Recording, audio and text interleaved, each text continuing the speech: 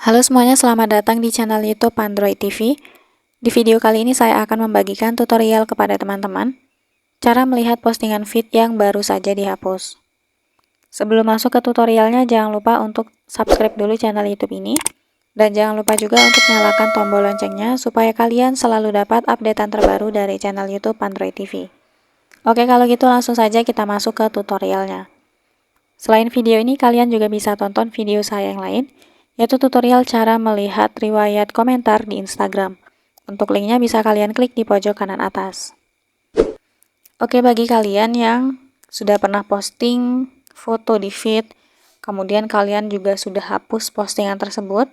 Nah, jika kalian ingin melihat lagi riwayat postingan yang sudah dihapus, untuk caranya, nah di sini saya coba posting satu postingan ya teman-teman, kemudian nanti akan saya hapus. Oke, misalkan ini. Nah, oke, ini sudah terposting ya teman-teman. Sekarang akan saya hapus postingannya. Nah, kalau sudah dihapus tentunya nggak akan muncul lagi di profil Instagram kita. Nah, untuk cara lihatnya, kita klik garis 3 di atas, pilih aktivitas Anda. Oke, di bawah kita bisa lihat ada baru-baru ini dihapus. Langsung saja diklik. Nah, di sini ada dua pilihan ya, yang feed dan juga story. Karena kita mau lihat postingan yang dihapus dari story, nah kita klik yang grid ini.